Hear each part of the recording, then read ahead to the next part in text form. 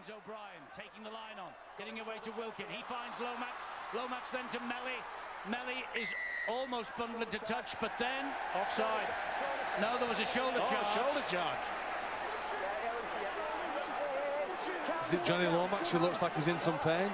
No, I think it's Wilkin, isn't it? No, Gareth O'Brien. No, it's Gareth O'Brien. O'Brien, is it? Did we see him knocked out once before this season? He's played for, is this the fourth or fifth team he's played for, Eddie? I can't remember we've seen that much of Gareth O'Brien this season, but it's the fourth if you include Swinton. Didn't we see him at Odsal playing for a team at yeah, it was Castleford, wasn't it? Castleford. He was knocked out very early in the piece, wasn't he? Well, that was silly play by Scott Taylor. I mean, that has been banned, and why on earth he'd want to do that?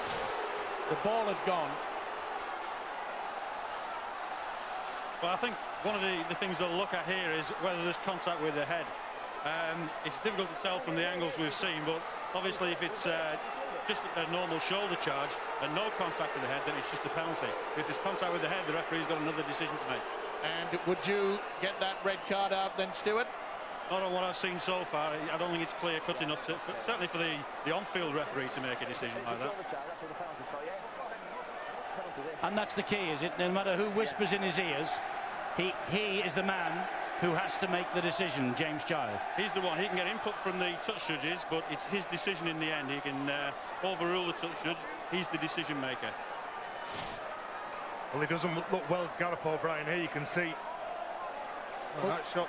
Does he ricochet with one of his own teammates, which was a problem that Theo Farge had early in the season when he was knocked out badly in Catalan? Does he hit Paul Wellens? His head is then sandwiched, isn't it? You see it almost look like a car crash. I think it's the whiplash, Phil. Yeah, it is the whiplash. He's took a belt here. Look at his head go. And then does the head also then hit Paul Wellens on the other side? And then it cracks on the very hard surface as well. I think the Paul lad's gone before that. Well, he certainly made slight contact, didn't he, with Wellens?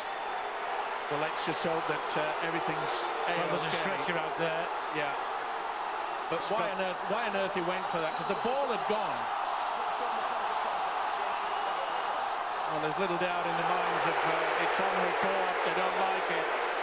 Steve, you get coaches talking in rugby league about putting pressure on from the inside. You've got to chase side. You've got to make the halfback make the play, whether it's going to be a loose pass, a bad pass. And Sean Wayne, has he made a substitution yet? Well, Scott Taylor's leaving the field now. Yes, he's being taken out of the heat of it. I mean, there's a man out on the floor who is about to be put on the stretcher and taken off the field after a collision involving Scott Taylor. Now, the incident, Stuart, is on report. Somebody else might benefit from that rather than St Helens tonight if it is deemed to have been a dangerous tackle.